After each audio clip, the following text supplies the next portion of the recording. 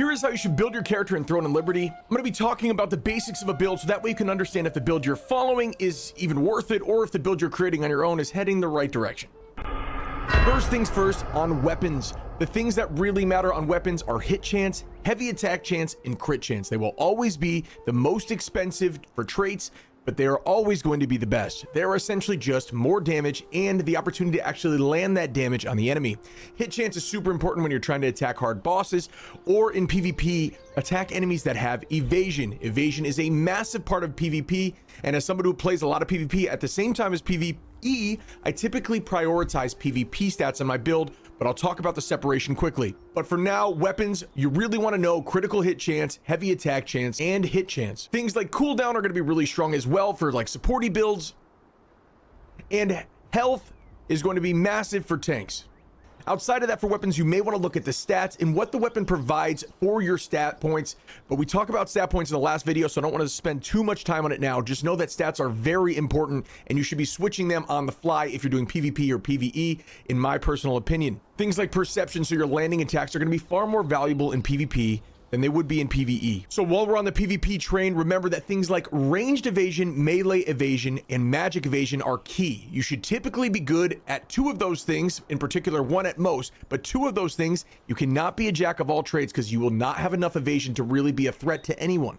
That's the beautiful thing about this game, is it is a rock, paper, scissors format where you're strong to two, but you will always have a weakness. So in your build, you should typically have an idea of whether you want to be good against magic, range, or melee. Which two of those do you want to choose, and stick to it for the most part on your build. For me personally, I'm doing a Spellblade and I'm going to be weak to magic just simply because I understand how that playstyle works, so I think I can outplay those people where I'll have a little bit more of an advantage against range and melee. So talking about those evasions is how they're important for PvP. Outside of that, just universal good traits, things like cooldown, stun chance, max health, damage reduction. Endurance and build is more of a secondary trait, but it's also very strong because it's essentially the resistance you have to getting crit by a specific type. So for here, you can see I have ranged endurance, so there's a less chance that I will be crit by my ranged enemies, aka non-magic, non-melee.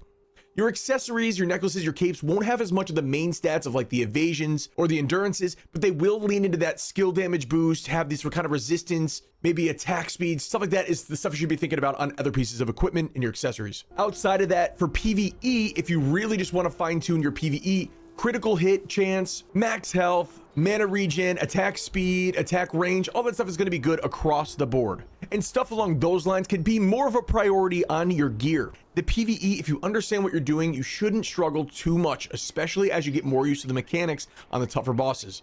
Things like skill damage boost are very self-explanatory. Bind resistance, stun resistances, all the resistances to different types of CC will help stop that specific type of CC. Things like stun chance are going to help you land that specific type of CC. So I'll have a better chance of stunning if I have more stun chance.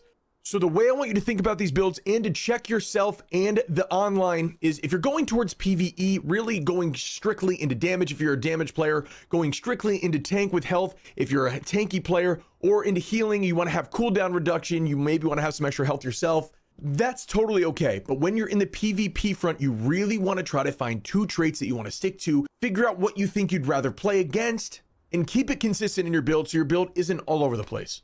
That's just a quick guide to give you an understanding of what you should be looking at in your builds. And if you like this kind of content, hitting that follow button, subscribing, coming over to the live, and checking me out would mean the world to me. I appreciate all y'all. I'll see you in the next one.